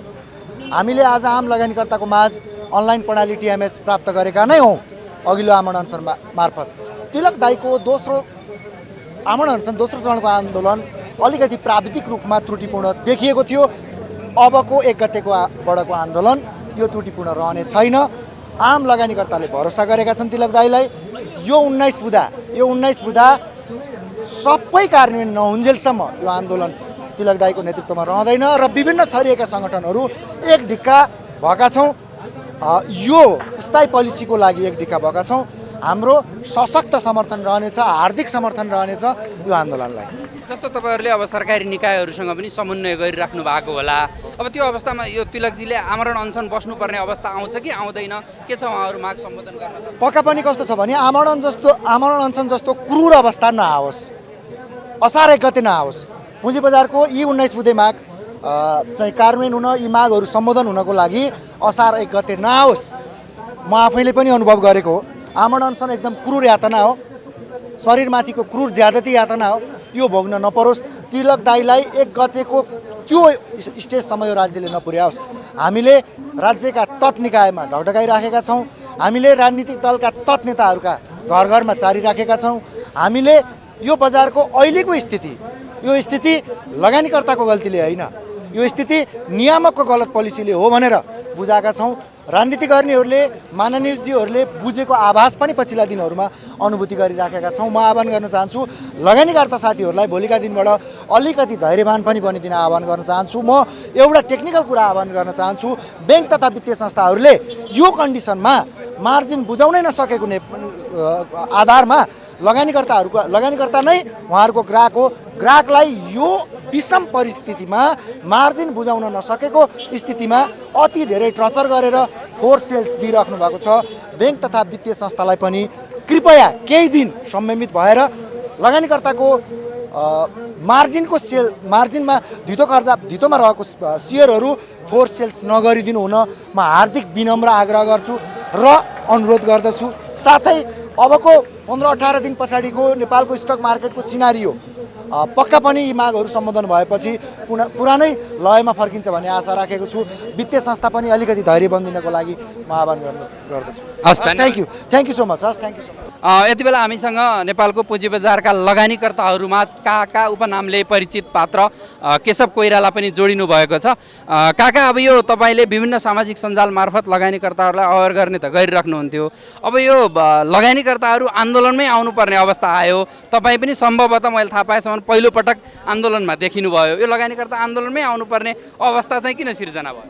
होइन, हाम्रो नियामक निकायहरूले चाहिँ पटक सम्झौता गरेका तर पुरा नगरेका वर्षौँ त के भन्नु दशकौँ अगाडिदेखिका मागहरू पनि चाहिँ आजसम्म पुरा नगरेको कारणले गर्दाखेरि पुँजी बजारमा स्थायित्व आउन सकेको छैन। पुँजी बजार असाध्यै तपाईँको फ्लक्चुएट हुँदै गरेको छ। तपाईँको केही समयमा वात्त बढेर माथि जाने, केही समयमा फेरि नियम परिवर्तन भइदिने, नियामक निकायहरूका फेरि पुँजी बजार वात्तै तल झर्ने। यसले गर्दाखेरि चाहिँ विशेष गरेर नयाँ र आम लगानीकर्ताहरू चाहिँ यसबाट धेरै पटक पीडित हुनुभएको छ। उहाँहरूले गर्छु भन्नेका र पुरा गर्न सकिने मागहरू चाहिँ अहिलेको अवस्थामा चाहिँ तुरुन्तै पुरा गरिदिनु भयो भने अहिले अलिकति जुन आम लगानीकर्ताहरूको मनोबल चाहिँ अलिकति खसिएको छ नि, हो यो खसिएको मनोबल चाहिँ अहिले अलिकति उक्सिएर बजारलाई योभन्दा माथिल्लो लेभलमा जानको लागि पक्कै पनि सहयोग हुनेछ भनेर म पनि यो आन्दोलनमा सहभागी हुनको लागि। के यो आन्दोलनले बजार बढाउला भन्ने अपेक्षा छ त? बिल्कुल, आन्दोलनले बजार बढाउने होइन, आन्दोलनले विशेष गरेर सरकार र नियामक निकायहरूलाई झकझक्याउने हो। त्यो झकझक्याएपछि उहाँहरूले चाहिँ त्यसलाई इम्प्लिमेन्टेसनको प्रक्रिया अगाडि बढाइदिनु भयो भने त्यसपछि चाहिँ पक्कै बढ्छ। अब जस्तो लगानीकर्ताहरूका जो आन्दोलनमा हुनुहुन्छ उहाँहरूका 19 बुँदे मागहरू त विभिन्न छन्, तर तपाईँले पनि लामो समयदेखि बजारलाई हेर्दै विश्लेषण गर्दै आउनु भएको छ। तपाईँको विचारमा सटिक रूपले चाहिँ अहिले नियामक निकायले गर्नुपर्ने कामहरू चाहिँ के छन् जसले बजारलाई चाहिँ चलायमान बनाउन सकोस्, के छन् त्यो? होइन, ती मागहरू त 58 बुँदे धेरै अघिल्लो बियरिस बजारमै एक किसिम सम्झौता भएका 58 बुँदामा अधिकांश बुँदाहरू अहिले पनि पुरा भएका छैनन्। ब्याङ्कलाई ब्रोकर लाइसेन्स दिने लगायतका मागहरू। अब अहिले यहाँ चाहिँ विशेष गरेर यो 4/12को क्यापको विषयमा चाहिँ अब यो हटाउनुपर्छ भन्ने पनि धेरै लगानीकर्ता साथीहरूको माग छ। म यसमा चाहिँ सहमत छैन। बरु त्यसको सीमा चाहिँ कहिलेसम्म, अहिलेको लगभग असारमा सन्तको सीमा छ भने त्यसलाई बरु केही महिना लम्ब्याएर अलिकति सेलिङ प्रेसर कम गर्न सकिन्छ कि होइन, यस्ता कुराहरूमा चाहिँ अहिले नियमनकारी निकायहरूले केही गरिदिने हो भने, बोलेर मात्रै त हुँदैन, गरिदिने हो भने चाहिँ अलिकति लगानीकर्ताहरूको चाहिँ मनोबल अलिक उच्च हुन्थ्यो कि जस्तो लाग्छ मलाई। धन्यवाद। हस् त, नमस्कार। नमस्कार। अब यो अहिले लगानीकर्ताहरू विभिन्न 19 बुँदे मागसहित आन्दोलनमा हुनुहुन्छ। यो लगानीकर्ताहरूको आन्दोलन चाहिँ किन बजार बढाउनका लागि हो? होइन, पक्कै पनि होइन है। यो लगानीकर्ताको आन्दोलन हुनु नै एउटा दुर्भाग्य हो, किनभने संसारमा लगानीकर्ताहरूले कहिले पनि आन्दोलन गर्दैन। सरकारले लगानीकर्तालाई वेलकम गरेर तिमीहरूलाई के चाहियो, कस्तो गर्नु पर्यो, लगानी गरिदियो। हामीले ठुल्ठुलो योजना बनाउँदैछौँ, निजी क्षेत्र पनि लगानी गरिदियो। अझ तपाईँको आकर्षक प्याकेजहरू दिएर आफ्नो देशको लगानीकर्तालाई आकर्षण गरेर अनि विदेशको लगानीकर्तालाई पनि आकर्षण गरेर गर्नुपर्ने ठाउँमा आज हामी स्वदेशको लगानीकर्तालाई नै अलिकति मार्केट बढ्यो भन्ने न्युमा नियामक निकाय जसले चाहिँ एम्पायरको भूमिका निभाउनु पर्थ्यो होइन। फुटबलमा मेसीले बढी गोल गर्यो भनेर एम्पायर आफै गएर गोल गर्न जाने जस्तो भयो कि। नियामक निकायको काम भनेको नियमन गर्ने हो, तर यहाँ नियमन होइन, नियन्त्रण गरियो होइन। मार्केट बढ्यो भनेर उहाँहरूलाई लाग्यो भने नयाँ नयाँ नीति ल्याइदिने, एउटा होइन, दुईवटा होइन, तिनवटा होइन। राष्ट्र बैङ्कले तपाईँको धितोपट्टो बोर्डले कहिले राष्ट्र बैङ्कले होइन, अब बैङ्कलाई संसारमा जहाँ पनि बैङ्कले सेयर बजारमा आफ्नो 100 रुपियाँ उसँग डिपोजिट छ भने 2 रुपियाँ 5 रुपियाँ लगानी गरेको हुन्छ भने यहाँ वर्षौँदेखि लगानी गरेर बैङ्कहरूलाई चाहिँ सेयर बजारमा तिमीहरू ट्रेडिङ नगर भनेर रोकिदिने होइन। अनि अरबौँ अरब लोन लिएर जुन अब सेयर बजारमा लगानी भनेको त हाम्रो लिक्विड हो नि, सेयर भनेको त लिक्विड सम्पत्ति हो। यो लिक्विड सम्पत्तिलाई नै लिक्विड होइन भन्ने जस्तो जुन हाम्रो साइकोलोजिकल इफेक्ट के पार्यो भने 4/12को क्याप लगाउन साथ एकैचोटि त्यो पनि 1 वर्ष 2 वर्ष टाइम दिएको भए हुन्थ्यो होइन। त्यो भन्नु भनेको समग्र लगानीकर्ताले के भने यो सेयर तिमीहरूको चाहिँ यो लिक्विड होइन है। तिमीहरूले चाहेर पनि तिमीसँग यदि 1 अरबको सेयर छ भने तिमीले 50 करोड लोन लिन सक्दैनौ, तिमीले 4 करोड मात्र लोन लियो। त्यो भन्न खोजेको के भने सेयर बजारको मेन मर्ममाथि नै हानि हो कि होइन, लगानीकर्ताको मनोमाथि हानि हो, मनोविज्ञानमा खेलियो कि। कहिले ब्याज बढ्छ भनेर बोलिदिने होइन, कहिले तपाईँको अब एकैचोटि तपाईँको सिडी रेसियो गरेर लोन दिएर बैङ्कहरूलाई एकैचोटि सिडी गरेर 3 खरब बेपत्ता गरिदिने होइन। कयौँवटा कुराहरू चाहिँ कस्तो भने सेयर बजारलाई नै टार्गेट गरेर जुन नीति नियमहरू बनायो त्यसले गर्दाखेरि चाहिँ कस्तो भने हामीलाई अति भएपछि यो लगानीकर्ता आएको होइन। किन सेयर बजारलाई स्वतन्त्र छोड्नुपर्छ, घरिघरि नीति चेन्ज गर्ने होइन, महिना महिनामा नीति चेन्ज गर्ने। त्यो गऱ्यो भने लगानीकर्ताहरू कहिले पनि आश्वस्त भएर लगानी गर्न सक्दैनौँ। यदि नेपालको लगानीकर्ताहरूलाई नै यदि तपाईँ सरकारले आश्वस्त गर्न सक्दैन भने विदेशी लगानी आउँछ भनेर कसरी सोच्ने होइन। बरु यहाँ अहिले 52 लाख लगानीकर्तालाई आकर्षक गरेर 1 करोड बनाऊ न। 1 करोड लगानीकर्तालाई यदि 1-1 लाख मात्र लगानी गर्ने हो भने अहिले लाख होइन, करोड होइन, अरब होइन, खरब रुपियाँ आउँछ। तपाईँ हिसाब गर्नुहोस्, 1 लाख रुपियाँ लगानीले तपाईँको अहिले 1 करोड लगानीकर्ता भयो भने तपाईँको 10 खरब, त्यो भनेको 1000 अरब यहीँ पुँजी बजारबाट सरकारले कलेक्सन गर्न सक्छ। र तामाकोसी जस्तो होइन, ठुल्ठुलो टेलिकम, नेपाल टेलिकम जस्तो होइन, ठुल्ठुलो केबल कारहरू, ठुल्ठुलो ट्रेनहरू, सबवेहरू बनाउन सक्छ। ठुल्ठुलो एयरपोर्टहरू बनाउन सक्छ। किन विदेशमा गएर 1 अरब 2 अरब ब्याज तिरेर लिनु पर्यो? भोलि एनआरएनएललाई विदेशी लगानीकर्तालाई ल्याएर यहाँ डलरको अभाव छ, उहाँहरूलाई स्वागत गर्न सक्यो भने हाम्रो विदेशमा गएको 40-50 लाख लगानीकर्ताहरूले 1-1 लाख मात्र लगानी गरेर 5 खरब रुपियाँ यहाँ आउँछ होइन। यो किन नबुझेको सरकारले? सायद यो सेयर बजारको विकास भएर त जनता धनी हुने हो। आज जनता गरिब भएर के देश धनी भयो र होइन? सायद अब यो अरू क्षेत्रबाट त कमिसन आउँछ होला, सेयर बजारमा त लगानीकर्ता धनी हुने, जनता धनी भएपछि त कुनै नेतालाई कुनै पार्टीलाई त कमिसन आउँदैन। सायद त्यो कारण पनि हो कि मेरो व्यक्तिगत विचार होइन। यसमा कसैले नेताहरूले वास्ता नहुने, कोही सांसदलाई वास्ता नहुने होइन। सेयर बजार भनेको त यो केही पनि होइन, व्यापारै होइन भनेको छ। आज हामी सेयर बजारलाई व्यापार मानेर एउटा इज्जत साथ म सेयरमा काम गर्छु भन्न, मेरो यसलाई पूर्ण रूपमा म यसलाई रोजगार बनाउँछु भन्न पाउने अवस्था बनोस् भनेर हामीले चाहिरहेको छौँ। तर यहाँ निरुत्साहित गरिरहेछ हामीलाई होइन। हामीले सेयर बजार बढाऊ घटाऊ भनेको होइन, नीतिगत एउटा दूरदृष्टि नीतिगत ल्याइदियो, 10 वर्ष 20 वर्षको लागि नीतिगत ल्याइदियो, सेयर बजारलाई स्थिर बनाइदियो। सधैँ एउटै मात्र मार्केट, खालि हामी यो वान वे मार्केट छ, अप ट्रेन्डमा मात्रै बढ्ने, यहाँ सर्ट सेल खोइ होइन, डेरिभेटिभ मार्केट खोइ, फ्युचर मार्केट खोइ, यत्रो 25-27 वर्ष भइसक्यो सधैँ बाइमा मात्र सरिराख्ने हामी होइन। हाम्रो सेयर बजारको जुन टिएमएसहरू अन्तर्राष्ट्रिय स्तर बनाइदियो होइन, हामीलाई सजिलै लगानी गर्ने बाटाहरू बनाइदियो। हामी पनि सरकारसँग हातेमाले गरेर विकासको आयोजनामा लगानी गर्छौँ भनिरहेको छौँ, हामी सरकारलाई बढी कर तिर्छौँ भनिरहेको छौँ। नराम्रो कुरा त हामीले भनेको छैन नि, हामीले सेयर बजार बढाइदियो भनेको छैन। मनोबल बनाउन सक्दैन भने कमसेकम मनोबल नघटाइदियो बाबा, बरु तटस्थ बस्दियो न। यहाँ त जनताको लगानीकर्ताको मनोबल घटाएको कारणले यसको इफेक्ट भनेको सबै ठाउँमा पर्छ कि अर्थतन्त्रमा पर्छ नै। किनभने आज 10वटा क्षेत्रमा तपाईँको विगतमा कोरोनामा भन्नुहोस् 10वटा क्षेत्रमा 9वटा क्षेत्र बन्द भएको बेला पनि सेयर बजार एउटा क्षेत्रले पुरा अर्थतन्त्रलाई चलायमान गरिदियो नि। किन अर्थतन्त्रमा चलायमान हुने भनेको पैसा चलायमान जति भयो त्यति अर्थतन्त्र भनेको हाम्रो रगत जस्तै हो। हाम्रो शरीरको रक्त सञ्चारमा जति रगत बग्यो त्यति सफा हुन्छ भनेपछि त्यही अर्थतन्त्रमा जति पैसा घुम्यो त्यति सफा हुने हो। कोरोनामा 9वटा क्षेत्र बन्द हुँदाखेरि एउटा सेयर बजारले तपाईँको अरबौँ अरब काम गरेर ट्रान्जेक्सन गरेर आज प्रत्यक्ष अप्रत्यक्ष 5 लाखजनाभन्दा बढीलाई रोजगार दिइरहेको छ सेयर बजारले होइन। यो सेयर बजारलाई किन प्रायोरिटी नदिएको सरकारले? यो जानेर या नजानेर होइन। सरकारलाई यो आन्दोलनै गर्नुपर्ने नेपालमा कहीँ पनि गर्नु पर्दैन होइन। आन्दोलन भनेको एकजनाले प्ले कार्ड बोल्ने आन्दोलन हो, हामी सयौँजना आउनु पनि पर्दैन थियो होइन। सरकारले बुझिदिनु पर्ने कुरा हो। अब सायद अब आजको आन्दोलनले सरकारले केही सुन्छ कि भन्ने हामी आश गरौँ होइन, सकारात्मक विचार गरौँ। किनभने यो सेयर बजारको विकास आज 15 खरब रुपियाँ घुम्नु भनेको हो, 15 खरब रुपियाँ हाम्रो क्रयशक्ति घट्नु हो नि होइन। जनता गरिब हुनु भनेको त देश गरिब हुनु हो नि।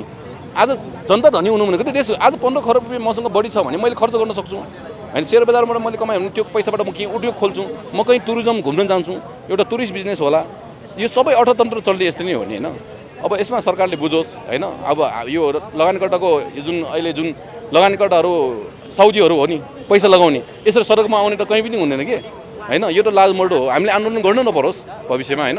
सरकार आफैले हामीलाई चाहिँ प्रायोरिटी दियोस्, त्यही हो। धेरै धेरै धन्यवाद। Thank you. अनुभवी लगानीकर्ता छोटेलाल रौनियार जोडिनु भएको छ। उहाँ नेपाल इन्भेस्टर फोरमका पूर्व अध्यक्ष पनि हुनुहुन्छ। उहाँसँग हामी थोरो सानो प्रतिक्रिया लिनेछौँ। सर, यो अब यस्तो आन्दोलनहरू अथवा यस्तो यो पुँजी बजारको विरोध गर्ने शैली चाहिँ फरक हुनुपर्छ, किनभने यो उद्योगीहरूको आन्दोलन हो भन्ने मान्यता राख्ने मान्छे आज यसरी सडकमै आउनुपर्ने अवस्था चाहिँ कसरी आयो?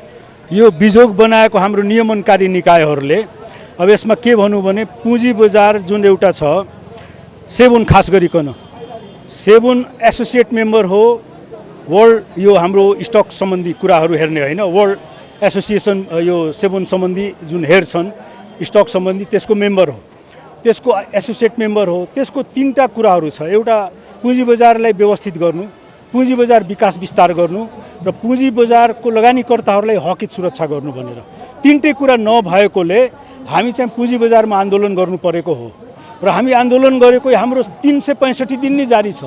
हामी पुँजी बजार यो बजार घट्यो भनेर हामी आन्दोलन गरेको होइन। हाम्रो जुन माग छ अथवा पुँजी बजारको जुन काम गर्नुपर्ने छ, धितोपत्र बोर्डले, नेप्सेले, राष्ट्र ब्याङ्कले, बिमा समितिले, अर्थ मन्त्रालयले त्यो नगरेको हुनाले र पुँजी बजार एउटा लयमा पुगेर 22 अर्बको कारोबार भइसकेको, 3200 अङ्क पुगिसकेको होइन, लगानीकर्ताहरू लगानी गरिसकेको, लगानीकर्ताहरूको मास साइकोलोजी बलियो भएको टाइममा तपाईँको 51वटा कम्पनीको रेड अलर्ट लिस्ट निकालेर बिजुक बनायो सेबुनले। त्यहाँबाट तपाईँको पुँजी बजार घटेको हो। त्यसपछि हामी विरोध गऱ्यौँ, सेबुन ब्याक भयो।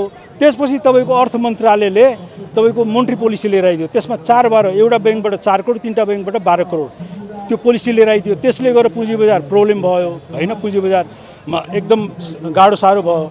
त्यसमाथि उहाँले सिसिडी रेसियोलाई सिडी गर्ने बित्तिकै तुरन्तै बजारको तरलता कम भयो। त्योभन्दा अगाडि 20-22 अर्ब रुपियाँ उहाँले रिभर्स रिपो गरेर लिएको, पुँजी बजारमा तरलता बढी भएर त्यसपछि चाहिँ अचानक भोलिदेखि तरलता कम भयो। ब्याज रेट 7-8%मा हामी पाइरहेको थियौँ, अहिले 12देखि 15% लिइरहेछौँ।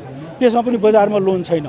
यो ब्याज रेटमा तपाईँको नेपाल एउटा भूपरिवेष्टित राष्ट्र हो, यत्रो महँगो ब्याज तिरेर शेयर बजार मात्र होइन कुनै पनि उद्योग धन्दा व्यापार चल्न सक्दैन भन्दाखेरि राष्ट्र बैंक त एउटा राष्ट्र बैंक त अर्थ हेर्ने हो नि होइन। त्यसकारणले उहाँले मोनेटरी पोलिसीमा यस्तो गलत नीतिहरू लिएर आउनु हुँदैन। पुँजी बजार 44 खर्बसम्म पुगिसकेको आज राष्ट्र बैंकको गलत नीतिले खास गरेर सिसिडी रेसियो 4/12 को कुरा, त्यसपछि रिस्क वेटेज एभरेज 100बाट 150 गरिदिनु भयो। यो सबै विभिन्न कुराहरू अब तपाईँको माइक्रो फाइनेन्सरले 20% भन्दा बढी बोनस दियो भने 50% भन्दा बढी तपाईँको रिजर्भ सरप्लस राख्नुपर्ने, बैंकले शेयर कारोबार गर्न नपाउने, माइक्रो फाइनेन्स राख्न नपाउने आदि इत्यादि नियमले गर्दाखेरि पुँजी बजारले पुरै हिर्कायो।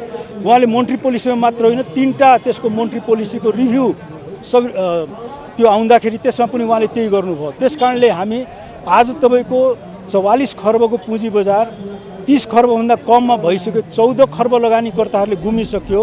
लगानीकर्ताहरू सडकमा आए कहाँ जान्छ? आजभोलि तपाईँ हेर्नुहोस्, हाउसवाइफहरू तपाईँको उहाँहरूको पैसा, अब मैले 2-3 जना हाउसवाइफहरू अलि लोन लिएर श्रीमानसँग अहिले पैसा लिएर 60-70 लाख लगानी गरेको उहाँको 30-35 लाखमा झर्यो। अलिअलि 10-15 लाख लोन छ, उठीबास छ, रुवाबासी छ। हाम्रो के नियमनकारी निकायहरू अथवा हाम्रो अहिलेको सरकार होइन, सरकारले के लगानीकर्ताहरू आत्महत्या गर्न चाहनुभएको उहाँहरूले यही चाहनुभएको भने त्यो पनि पुरा हुन्छ होला। लगानीकर्ताहरू अहिले डिप्रेस छन्, एकदम समस्यामा छन्। बैंकले अहिले मार्जिनल कल माग्न थालिसक्यो। लगानीकर्ताहरूको त्यहाँ शेयर लोन छ, उनीहरूसँग शेयर छैन। अब के गर्ने? बैंकले लिलाम गर्ने कुराहरू छ। यो तत्कालै अब उधारोको उहाँहरूले दिएर एउटा समिति बनाएर समितिमा त्यो लगानीकर्ताहरू पनि छैनन् होइन, त्यस्तो समिति बनाएर सहसचिव लेभलको कसको समिति बनाएर यो झाडा टाल्ने काम गर्नु हुँदैन उहाँहरूले। हामीले कदापि त्यो मान्यता छैन। लगानीकर्ताहरू पुँजी बजारको मेन जो प्रथम पक्ष हो त्यो शेयर लगानीकर्ताहरू हो, साथीहरू हो, उनीहरूको लगानी छ, उनीहरूको पुँजी छ। त्यसकारणले के भन्दाखेरि त्यसको संरक्षण गर्नु र त्यसको त्यो व्यवस्थित गर्नु भनेको र त्यसलाई त्यो मैले भनिहालेँ अघि पुँजी बजारको विकास विस्तार लगानीकर्ताहरूको हित संरक्षण गरी व्यवस्थित गर्ने यो सेबनको काम हो। हाम्रो नियमनकारीहरू रेगुलेटरी बडी उहाँ हो। अब रेगुलेटरी बडी नै तपाईँको रेगुलेट गर्नुपर्ने पुँजी बजारलाई कन्ट्रोल गरिदिन्छन्। जस्तै तपाईँको 51वटा लिस्ट निकालेर गरिदियो, यतातिर तपाईँको राष्ट्र बैंकले मोनेटरी पोलिसीको नाममा होइन पुरा लगानीकर्ता नाङ्गै पारिदियो होइन। सडकमा हामी सडकमा बसेर संसदको अगाडि हामी सडकमा बसेर आन्दोलन गरिरहेछौँ। धिक्कार छ। विदेशमा त यो मलाई लाग्दैन कि कुनै देशमा यो लगानीकर्ता सङ्घ सङ्गठन र लगानीकर्ताहरू आन्दोलन गर्छन्। लगानीकर्ता सङ्घ सङ्गठन पनि विदेशमा हुँदैन। सेबुनले नि आफैले अगाडि बढेर लगानीकर्ता सङ्घ सङ्गठन खोल्न लगाउँछ। हामी आफ्नो बलबुतामा सङ्घ सङ्गठन खोल्यो भने उहाँहरूले रिस उठ्छ। त्यो कारणले के भन्दाखेरि यो हाम्रो यो आजको मात्र आन्दोलन होइन, पहिलादेखि हामी समय समयमा गइरहेको छौँ। सेबुनमा राष्ट्र बैंक जान्छौँ, अर्थ मन्त्रालयका जान्छौँ, हाम्रो मागहरू ज्ञापन पत्र दिइरहेछौँ। आज यो बजार घट्यो भनेर मात्र होइन, हाम्रो बजार सधैँ यो बजार घट्यो बढाइदेऊ भनेर आन्दोलन होइन, उहाँहरूले काम गर्नुपर्ने नगरेको कामहरू होइन। जस्तै तपाईँको ब्रोकर लाइसेन्स, बैंकलाई ब्रोकर लाइसेन्स दिनुपर्ने, 77 प्रदेशमा तपाईँको यो शेयर बजार बढाउनु पर्ने, अन्तर जिल्लाहरू 7 प्रदेश 77 जिल्लामा गर्नुपर्ने, ब्रोकर के अरे कमिसन कम गर्नुपर्ने, त्यो प्राकृतिक व्यक्ति अथवा जो व्यक्तिले तपाईँको क्राइटेरिया कम्प्लायन्स रिक्विजिट मिट गर्छ उनीहरूले पनि ब्रोकर लाइसेन्स दिनुपर्ने। किन 50 जना ब्रोकरले मात्र मोनोपोली युनियनबाजी कार्टलिजम गर्न दिने होइन? अहिले पनि तपाईँले रियल भन्यो भने काठमाडौँभित्र रिङ रोडभित्र त्यो पनि न्यू रोड हाम्रो के अरे पुतली सडक बानेश्वर यो अनामनगर यतिमा कायम छ होइन। हामी पुँजी बजार भन्छौँ।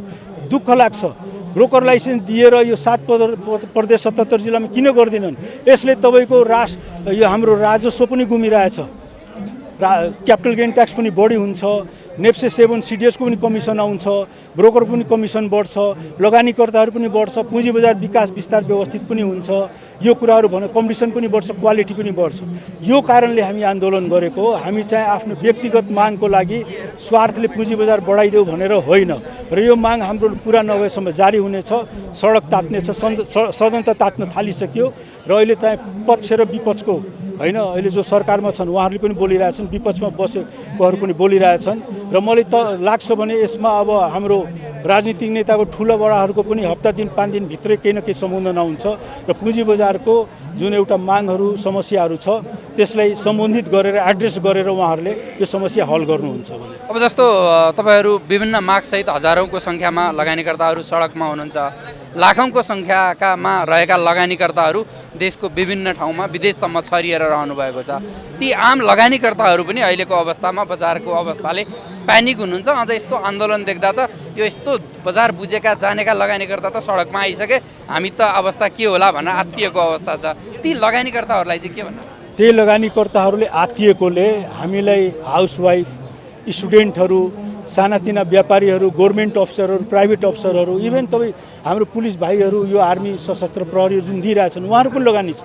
मैले कतिजनासँग कुरा गरेँ, दाइ हाम्रो पनि लगानी छ भन्नुहुन्छ। भन्दाखेरि यो घर घरकी कहानी भइसक्यो, बुझ्नु भएन? घर घरकी कहानी भइसक्यो। तपाईँको नाङ्लो पसलदेखि 5 स्टार होटलसम्म, सेलुनदेखि लिएर तपाईँको हरेक ठाउँमा देशको तपाईँको 52 लाख डिमान्ड भइसकेको, मतलब 16 देखि 18% जनसङ्ख्या यसमा लागिसके होइन भन्दाखेरि सबैजना पीडित छन् यसमा। ठुला बडादेखि ठुला लगानीकर्तादेखि सानो लगानीकर्ताहरू सबै यसमा छन् होइन। त्यस कारणले यो के भन्दाखेरि यो चाहिँ हाम्रो लगानी जुन छ सुरक्षित गर्नको लागि यसमा यो उहाँहरूलाई हामी के भन्छौँ भने जुन लगानीकर्ताहरू विदेशमा छन् 60 लाख युवाहरू, यहाँ हाउसवाइफहरू, स्टुडेन्टहरू, सबै लगानीकर्ताहरूलाई म के भन्छु, अहिले धैर्यता र सङ्कल्पता दृढताको समय हो। तपाईँ आफ्नो सेयर नफ्याल्नुहोस्। केही दिनपछि यो कालो बादल छटेर जानेछ र फेरि हाम्रो पुरानो दिन आएर त्योभन्दा पनि हामी अगाडि बढ्नेछौँ। यो म आश्वासन दिन चाहन्छु उहाँहरूलाई। हस्, धन्यवाद। उद्योगी व्यवसायहरू, राजस्वमा योगदान गर्ने, आफ्नो पेसा व्यवसाय गर्ने उद्योगीहरू नै यो सडकमा आउनुपर्ने अवस्था चाहिँ किन आयो? यो विडम्बना हो। हामीलाई सडकमा आउन रहरले होइन, चाहनाले होइन। हामी उद्योग व्यवसाय गरेर राज्यलाई राजस्व मार्फत कन्ट्रिब्युट गर्ने, रोजगारी सिर्जना गर्ने वर्ग हौँ व्यवसायी भनेको जहिले पनि होइन।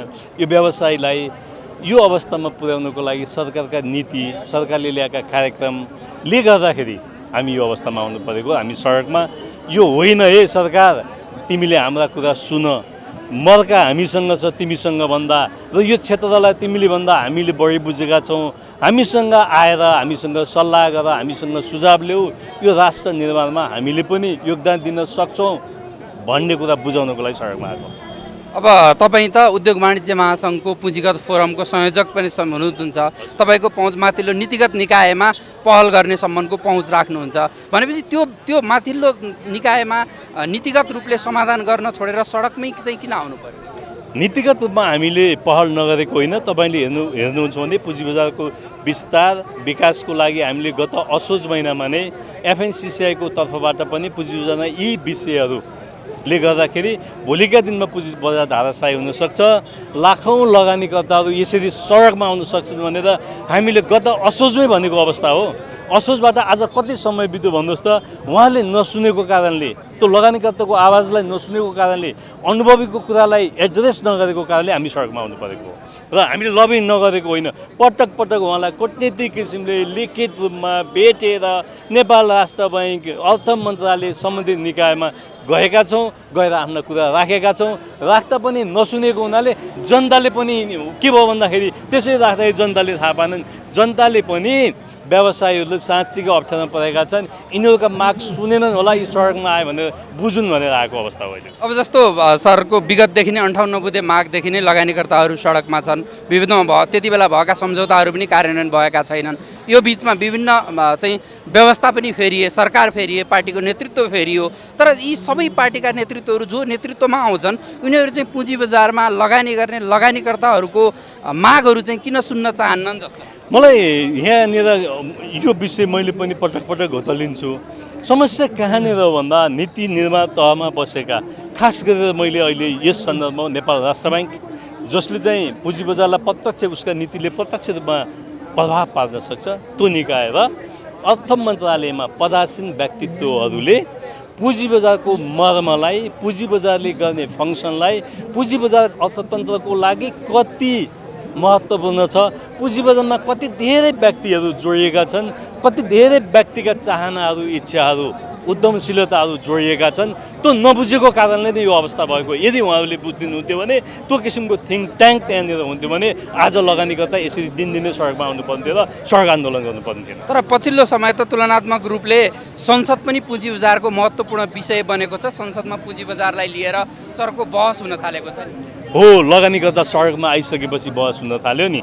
लगानीकर्ता सडकमा होइन, आर्थिक रूपले पनि सडकमा आए अनि भौतिक रूपले पनि सडकमा आएको वर्तमान अवस्था हो नि। यो आइसकेपछि लगानीकर्ताका आवाज संसदमा मुखरित भएका छन्, तर संसदमा पनि डेप्थमा गएर मुखरित भएको अवस्था अझै पनि छैन। आउनुहोस्, तपाईँ जस्तो मिडियाले पनि यसमा राम्रो खुला बहस चलाउनुहोस् र यसको महत्त्वको बारेमा बुझाइदिनुहोस्, विज्ञहरूको राय लिनुहोस्, पुँजी बजार कति महत्त्वपूर्ण छ र त्यो मार्फत पनि अब हामीले उहाँलाई पनि दीक्षित गराउनुपर्छ। त्यसपछि पुँजी बजारका समस्या सल्भ होलान् भन्ने अपेक्षा गरेको छु। म त निरन्तर रूपमा विगत 20 वर्षदेखि यही मुद्दा, यही आन्दोलन, यही उसमा हिँडिराखेको छु पुँजी बजारमा। तर पनि म पनि खुसी हुन सकेको छैन होइन। धेरै कुराहरू पुँजी बजारमा सीमित व्यक्तिले मात्रै, सीमित व्यक्तिको स्वार्थको लागि चलेको छ, सीमित व्यक्तिले यसलाई चलाइएको छ भन्ने कुरो गरिएको छ। मैले तपाईँलाई आज भन्छु, यी सीमित व्यक्ति भनेका बुझेका मान्छेले के भन्छ भन्दा आकाशमा बादल मगारियो पानी आउन सक्छ, पानी रोक्न सक्दैन कसैले पुँजी बजारमा।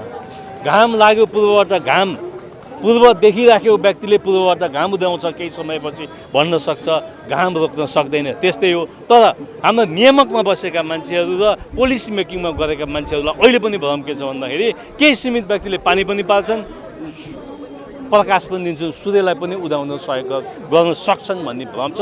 त्यो भ्रम नचिरिएसम्म पुँजी बजारको समग्र विकास र विस्तार हुँदैन भन्ने मेरो विचार। अब जस्तो 3200को इन्डेक्स अहिले 2000सम्म आइपुग्दा लाखौँ लगानीकर्ताहरू प्यानिक अवस्थामा छन्। अब यो अवस्थामा लगानीकर्ताहरूले केही धैर्यता पनि थियो लगानीकर्ताहरूमा, तर तपाईँहरू जस्ता ठुला लगानीकर्ताहरूलाई नै सडकमा देख्दा त लगानीकर्ताहरू झन् प्यानिक भए भनिन्छ। हुँदैनन्, हुनु हुँदैन। हामीले समस्या उजागर गरेको केही समयपछि यो सल्भ हुन्छ। अब यो विगत केही दिनदेखि एउटा लगानीकर्ताहरूको समूहले सुरु गरेको आन्दोलनमा अब आजका दिनमा आइपुग्दा नेपालमा रहेका करिब सङ्गठित संस्थाहरू लगानीकर्ताहरू एक ठाउँमा आउनु भएको छ। अब यो लगानीकर्ताहरूको साझा आन्दोलन बनेको हो। थ्याङ्क यू, धन्यवाद। अब यो चाहिँ तपाईँको के छ भने आम लगानीकर्ता, हामी करिब 52 लाख लगानीकर्ता छौँ आजका दिनमा। त्यति सबै लगानीकर्ताको प्रतिनिधित्व गरे आम सङ्घ सङ्गठन साथीभाइ विभिन्न सङ्घ सङ्गठनहरू हामी आबद्ध भएका र सबै यसमा एकैबद्धता हो हाम्रो। अबको जस्तो तपाईँहरूको आन्दोलनको अथवा यो विरोध प्रदर्शनको स्वरूप अब एकीकृत रूपले तय गर्नुहुन्छ कि अहिले पूर्व निर्धारित रूपले जे कार्यक्रम छ त्यहीलाई गर्नु? होइन, हामी एकीकृत सरसल्लाह गर्दै हामी जसरी अगाडि बढ्दा इफेक्टिभ हुन्छ त्यसरी नै हामी सरसल्लाह गरेर अगाडि बढ्छौँ र हाम्रो कार्यक्रम भोलि पनि निरन्तर छ र हामी डे टु डे कार्यक्रम चाहिँ तय गर्दै हामी जान्छौँ। अब यो एउटा थोरै सरलाई विभिन्न समयमा सोधिनी पनि गरेको र अहिले पनि सामाजिक सञ्जालहरूमा विभिन्न ठाउँमा आउने चाहिँ जस्तो नीतिगत विकासका लागि भनौँ भने बजार बढ्दा पनि नीतिगत समस्याहरू थिए, त्यति बेला कहाँ हराए। जब बजार घट्छ त्यति बेला मात्रै लगानीकर्ताहरू सडकमा आउँछन्, यो बजार बढाउने नियतले मात्रै आउँछन् भन्ने आरोप छ नि। होइन, तपाईँले सोधेको प्रश्न धन्यवाद। त्यो कुरा हुँदै होइन। तपाईँले 2078 साल भाद्र 8 गते जुन मौद्रिक नीति आएर सर्कुलर भयो र त्यो सर्कुलर मार्फत तपाईँको 4/12 कुरा आए र हाम्रो पुँजी बजारमा हामीले कमाएका पैसाले मात्रै पुँजी बजारमा लगानी गरिन्न र यहाँ विभिन्न हामीले लोन लिएर लगानी गरिन्छ। त्यस समयमा तपाईँको के हुन्छ भन्नुहुन्छ भने 2 अर्बसम्मको कुरो पनि आइसकेको छ। हामी साथीभाइहरूले हामीले 2 अर्ब लोन 2064 सालदेखि र पुँजी बजारमा ब्याङ्क वित्तीय संस्थाले लगानी गरेको देखिन्छ र तपाईँलाई एकैचोटि आएर त्यो तपाईँको 2 अर्बको लोन 12 करोड अर्थात् त्यसमा पनि 3टा ब्याङ्क 4/12 गर्छ भनेदेखि त्यसले हिट। र तपाईँले हेर्नुभयो भने 2078 साल भदौ 8 गतेका भोलिपल्टदेखि पुँजी बजार घट्न थालेको छ। त्यो भनेको नीतिको कारणले हो र त्यो नीतिको विरोध गरे हो हामीले र त्यो बेलादेखि नै हामी चाहिँ तपाईँको विभिन्न नियमन निकायलाई भेट्ने, हाम्रो ज्ञापन पत्र दिने र गरिराखेका हौँ। र उहाँहरूले चाहिँ हामीले ज्ञापन पत्र दिने भेट्ने गर्दाखेरि उहाँहरूले काम गर्नुहुन्छ सुन्नुहुन्छ भनेर हामी चाहिँ आन्दोलन नगरिकन हामीले चाहिँ भेट्ने कार्यक्रमलाई लिएर अगाडि निरन्तर बढायौँ। तर उहाँहरूले गर्नु भएन। त्यस पछाडि एक पछाडि अर्का चाहिँ नीतिहरू आए, जस्तै तपाईँको धितोपत्र बोर्डले 51वटा कम्पनीहरू सार्वजनिक गर्यो। तपाईँको चाहिँ त्योभन्दा अगाडि चाहिँ ब्याङ्क वित्तीय संस्थाले सेयर किन्न पाउँथ्यो, त्यसलाई नै बन्द गर्यो। अब हुँदा हुँदा तपाईँको रिस्क वेटेज जुन हामीले चाहिँ 4 वर्ष अगाडि नै चाहिँ हामीले सफल आन्दोलन गरेर यसरी नै तपाईँको आदरणीय पूर्व गभर्नर डिप्युटी गभर्नरज्यू शिवराज श्रेष्ठज्यूको संयोजकमा बनेको कमिटी थियो, जुन कमिटीले दिएर 150 रिक्स वेटेजलाई घटाएर 100 बनाएको चिजलाई अहिले उहाँहरूले साउन 1 गतेदेखि, अझ यो साउन आएकै छैन, तपाईँको 4 महिना अगाडिदेखि नै सेयर पुँजी बजारलाई पेनिक बनाउनलाई उहाँहरूले चाहिँ के गर्नु भन्दाखेरि रिक्स वेटेज 100लाई 150 पुऱ्याइदिनु भयो हो। यसको विरोधमा हामी चाहिँ लागेको हो। अब अन्तिम प्रश्न तपाईँलाई, जस्तो अब अहिले 3200 को इन्डेक्स 2200सम्म अथवा 2000सम्म आइपुग्दा आम लगानीकर्ताहरू एकदम त्रसित अवस्थामा छन्, प्यानिक अवस्थामा छन्। अब एउटा त्यो प्यानिक अवस्थामा थियो, तपाईँहरू जस्ता लगानीकर्ताहरूले चिनेका ठुला लगानीकर्ताहरू नै सडकमा देख्दा त ओहो बजार त बर्बादै भइगयो कि भनेर झन् प्यानिक बनेका छन्। होइन, त्यो धन्यवाद। यो ठुलो सानो सबै केही पनि हुँदैन, आफ्नो लगानी अनुसार आफ्नो हैसियत अनुसार सबैलाई मार परेको छ। र यहाँ तपाईँको सबै साथीभाइहरू आउन भ्याउनु पनि हुन्न, 52 लाख लगानीकर्ताहरू र मात्रै हो। तपाईँले ठुलो सानो सबैजनालाई समस्या पर्यो र यहाँ कसैलाई ठुलोलाई परेको सानोलाई परेको भन्ने समस्या होइन। र पुँजी बजार घट्दाखेरि सबैलाई साम्यक छ र सबैले पेनिक परेका छौँ आज दिनमा। बाहिर बसेका आम लगानीकर्ताहरू जसले हाम्रो कार्यक्रम हेर्दै हुनुहुन्छ, ती लगानीकर्ताहरूलाई चाहिँ के भन्न चाहनुहुन्छ? उहाँहरूलाई म के भन्छु भने संयमका साथ यस्तो बेलामा संयमका साथ लगानी गर्नु होला। सक्नुहुन्छ भने सेयर नबेच्नु, सक्नुहुन्छ भने थप्नुहोस्, होइन भने आफ्नो सेयर बचाएर राख्नुहोस्। र यो नीति सधैँभरि यस्तो रहँदैन र यो नीति ढिलो चाँडो परिवर्तन हुन्छ र सेयर पेनिक भएर नबेच्नुहोस् भन्ने विनम्र अनुरोध गर्छु। हस्, धन्यवाद। अब जस्तो विगतदेखिको इतिहास हेऱ्यो भने जब जब बजार घट्छ त्यति बेला मात्रै लगानीकर्ताहरूको आन्दोलन, लगानीकर्ता सङ्गठनहरूको आन्दोलन तात्तिने अवस्था देखियो। त्यही भएर विभिन्न सामाजिक सञ्जालहरूमा पनि यो आन्दोलन चाहिँ बजारको विकासभन्दा पनि बजार बढाउनलाई हो भन्ने आरोप छ नि, त्यसमा तपाईँहरूको चाहिँ? यो एकदमै बुझाइ गलत भयो। किनभने हामी लगानीकर्ताहरू हामीले राज्यसँग एउटा मात्रै माग राखेका छौँ, हामीलाई एउटा स्थिर नीति बनाइदियो। हामीले पटक पटक नीतिका कारणले हामी तल आउन नपरोस्, नीतिका कारणले कारोबारबाट वञ्चित हुन नपरोस्, हाम्रो कारोबारमा असर नपरोस् भनेर हामीले जहिले पनि राज्यसँग हामीले माग यही गरेका छौँ। र एउटा कुरा के भने यो बुझाइ के गलत भइदियो भने जब जब सेयर बजार घट्छ तब लगानीकर्ताहरू फिल्डमा आउँछन्, आन्दोलन गर्छन्। यो कदापि होइन। हाम्रो अस्थिर नीतिका कारणले हामी बाध्य भएका छौँ। यो 1 हप्तामा, 4 हप्तामा, 3 महिनामा चेन्ज हुने नीति नलाइदिनुहोस्। राज्य पुँजी बजार भनेको त अर्थतन्त्रको ऐना हो नि, यो बुझाइ राज्यलाई हुनु पर्यो। राज्यले पुँजी बजार भनेकै बुझेको छैन। पुँजी बजार मार्फत चाहिँ तपाईँको पुँजीको एउटा स्रोत जुटाएर राज्य निर्माणमा चाहिँ एउटा राज्य उत्थानमा चाहिँ हामी लगानी गर्नुपर्छ। लगानीकर्ताहरूको पैसा भनेको एकदम राम्रो लगानी गरेर आउने पैसाहरू भनेको चाहिँ एउटा राष्ट्र निर्माणमा लाग्छ भन्ने खालको बुझाइ नै राज्यको भइदिएन। त्यही कारणले हामी बाध्य भएर आन्दोलन गर्नु पर्यो हो कृष्णजी। अब विगतमा पनि तपाईँहरूले आन्दोलन गरेर सरकारसँग 58 बुँदे सहमति पनि भयो। त्यो सहमति भएको 3.5 वर्ष भइसक्यो। त्यहाँ सहमति भएका 18-19वटा बुँदा अहिलेसम्म पनि कार्यान्वयन हुन सकेका छैनन्। अब यो आन्दोलनबाट पनि फेरि एउटा सहमति बन्ला, फेरि त्यो कार्यान्वयन हुन पनि 5औं वर्ष लाग्ला। हो, हामीले एउटा कुरा के हो भने यो हामीले सरकारसँग 58 बुँदे जुन समझदारी गऱ्यौँ त्यसलाई चाहिँ अल्पकालीन र दीर्घकालीन हिसाब किताबमा त्यसलाई चाहिँ समाधान गर्ने, त्यसलाई चाहिँ कार्यान्वयनमा लैजाने भन्ने समझदारी गरेका थियौँ। त्यो के हो भने हामीलाई झुटो आश्वासन दियो राज्यले, हामीलाई भुलैयामा पार्यो। लगानीकर्ताहरू केही होइनन्, पुँजी बजार केही होइन भन्ने मानसिकताबाट ग्रसित भयो राज्य, होइन? यो हिसाबले राज्य त्यसरी ग्रसित हुँदाखेरि हामीलाई यो समस्या परेर फेरि हामीले आन्दोलन गर्नु पर्यो। अहिले हामीले 19 बुँदे माग राखेर आन्दोलन गरेका छौँ। हाम्रा मागहरू अक्षरशः पालना हुन समय लाग्ला। तर के छ भने कुललाई प्राथमिकता राख्थ्यो, प्राथमिकताका आधारमा मागहरू सम्बोधन नभएसम्म हाम्रो आन्दोलन जारी रहन्छ। हामीले आन्दोलन स्थगित गर्दैनौँ, यो कुरा राज्यले सुनोस्। अब जस्तो तपाईँहरू लगायत कतिपय लगानीकर्ता सङ्गठनका नेताहरू अहिले सत्तासीन दलको चाहिँ पनि नेतृत्वमा हुनुहुन्छ, त्यो पार्टी पनि बिलोङ्स गर्नुहुन्छ तपाईँहरूले चाहिँ आफ्नो पार्टी नेतृत्वलाई चाहिँ नीतिगत रूपले गएर दबाब दिएर लगानीकर्ताहरूको माग सम्बोधन गराउन नसकेर सडकमा आउनु परेको? त्यो पनि होइन। हामीले उहाँहरू मार्फत हाम्रा कुराहरू राखेका छौँ। उहाँहरूले यसरी हामी सङ्गठित आन्दोलन नगरेसम्म उहाँहरूले हाम्रो कुराहरू सुन्नु भएन। त्यही कारणले हामी बाध्य भएर अहिले हामी आन्दोलन गर्न बाध्य छौँ। सङ्घर्ष समिति गठन गरेर हामीले काम गरेका छौँ। त्यसै कारणले के छ भने राज्य अहिले त तपाईँको गठबन्धनको सरकार छ, सायद उहाँहरूको बिचमा तालमेल मिलेन या राज्यले यो कुराको दूरदर्शिता देखाउन सकेन। त्यही कारणले उहाँहरूले चाहिँ अलमलमा पर्नु भएको छ। यो अलमलमा नपर्नुहोस्, सक्नुहुन्न भने हामीसँग राय सुझाव हामीले पटक पटक दिइ नै रहेका छौँ। त्यो हामी दिएका राय सुझावमा मात्र टेबल गरेर निकाल्नेतर्फ चाहिँ राज्यले सोचोस्। यही हो, राज्यले नसुनेको अथवा हाम्रो जुन हिसाबमा हामीले आस्था राख्छौँ त्यो हिसाबले हामीले कुराहरू नगरेको भन्ने चाहिँ होइन, हामीले पहल गरि नै रहेका छौँ। हस्, धन्यवाद। धन्यवाद। लगानीकर्ता साथीहरू, अचम्मको कुरा हिजो पनि मैले भनेको थिएँ, हामी यो देशको सबैभन्दा मालिक लगानीकर्ता साथीहरू सडक बनाउनु परेको छ भने हाम्रो कमिसन खाने, हामीले तिरेको कमिसनबाट तलब खाने, तलबले नपुगेर भ्रष्टाचार पनि गर्ने नियामक निकाय र सरकारले हामीलाई शासन गरिरहेको छ। शासन पनि यस्तो गरिरहेको छ कि जे गर्नुपर्ने काम गरेको छैन, जे नगर्नुपर्ने काम त्यो काम गरिरहेको छ। हामी यो नेपाल सरकारको यो संसद, केन्द्रीय संसद भवनको अगाडि छौँ। यहाँ केन्द्रीय सरकारको प्राङ्गणमा छौँ। हामी यहाँबाट यो हजारौँ लगानीकर्ताहरूको एउटा आवाज बुलन्द गर्न चाहन्छौँ कि आगामी निर्वाचनमा तपाईँले पुँजी बजार लगायतका लगानीकर्तालाई यसरी नै पाखा लाउँदै जाने हो र पुँजी बजार विरोधी नीति नियमहरू जारी गर्दै जाने हो। यिनीहरूलाई थिच्न सकिन्छ, यिनलाई पेल्न सकिन्छ, यिनलाई जे पनि गर्न सकिन्छ। यी बोल्दैनन्, यिनको आवाज दबिएको छ। यिनले यिनको बारेमा यिनी केही बोल्यो भने यिनलाई ठेगान लाउने ठाउँ धेरै ठाउँ छ भने तपाईँ सोच्दै हुनुहुन्छ भने तपाईँ गलत हुनुहुन्छ। कसैको घर चल्छ, कसैको जग्गा चाहिँ जाँदैछ अथवा तपाईँको कसैको चाहिँ बास उठ्दैछ भने उसले अरू केही पनि कुरा सोच्दैन। त्यसले गर्दा तपाईँ राजनीति जसको लागि गर्दै हुनुहुन्छ, तपाईँ के को लागि गर्दै हुनुहुन्छ?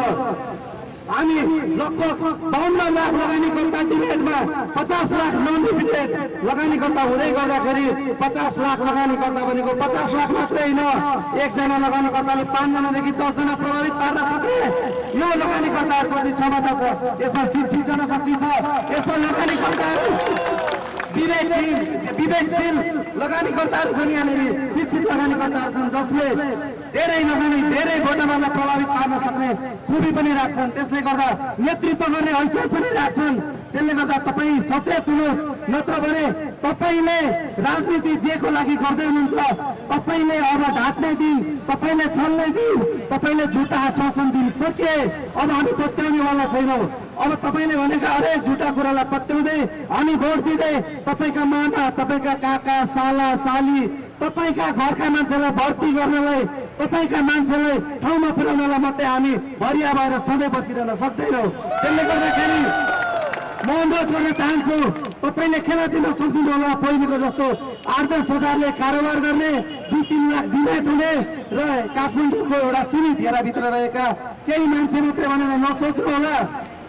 हामी रुकुममा पनि छौँ, रोल्पामा पनि छौँ, हामी झापामा पनि छौँ, हामी धनगढीमा पनि छौँ, हामी मोरङमा पनि छौँ, हामी ताप्लेजुङमा पनि छौँ, हामी तपाईँको गाउँमा पनि छौँ, सहरमा पनि छौँ, राजधानीमा पनि छौँ। त्यसले गर्दा तपाईँलाई म एउटा फेरि पनि अनुरोध गर्न चाहन्छु, तपाईँले गभर्नरलाई अथवा चाहिँ कुनै अमुक कर्मचारीलाई मात्रै दोष दिएर नेपाल सरकार अथवा अर्थ मन्त्रालय उम्किन पाउँदैन। तपाईँले उम्किन सक्नुहुन्न, किनभने हामीलाई थाहा छ, हामी सचेत छौँ कहाँ कुरो बिग्रिएको छ। तपाईँलाई 5 मिनट 10 मिनट लगानीकर्ताको मागहरू सुन्ने धैर्यता छैन, तपाईँलाई बुझ्ने फुर्सद छैन।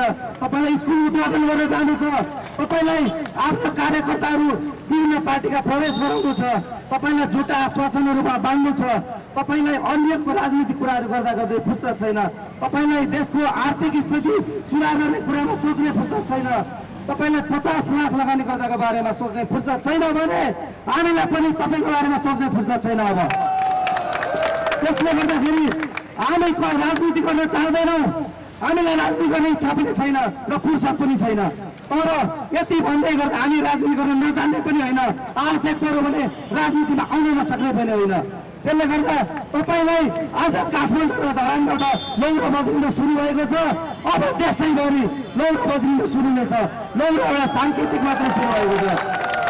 तपाईँलाई तपाईँले बुझ्दै गर्नुहोला यसपालिको लौरा बजारमा पुँजी बजारका लगानीकर्ताको अहम भूमिका छ, यसमा प्रमुख भूमिका रहेको छ र यसमा लाखौँ लगानीकर्ताको शुभेच्छा रहेको छ र तपाईँले आगामी दिनमा फेरि विवेकशील ढङ्गले सोच्नु भएन भने तपाईँको अर्को चुनावमा आगामी प्रदेशको र केन्द्रीय चुनावमा तपाईँको टाउको खुट्टा हात सबै राजनीतिक रूपमा हामी बाँचिदिनेछौँ र तपाईँलाई अपाङ्ग बनाएर तपाईँलाई जिउन बजार दिनेछौँ र यो जनशक्तिले राजनीतिको चाहिँ नेतृत्व पनि परिवर्तन गर्ने हैसियत पनि राख्छ।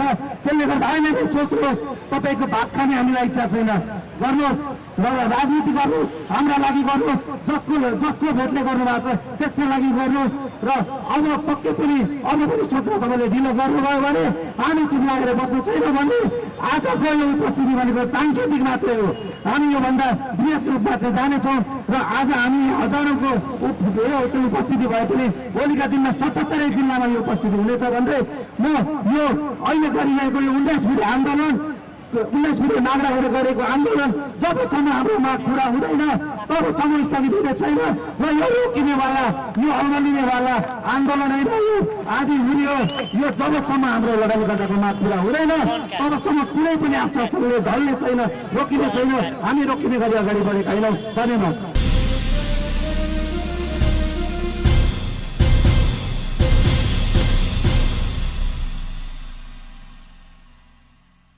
Designing your dreams since 1983. Marina Impex. सर्वश्रेष्ठ खाता खोलो है आज नै, सर्वश्रेष्ठ बचत र मुक्ति खाता।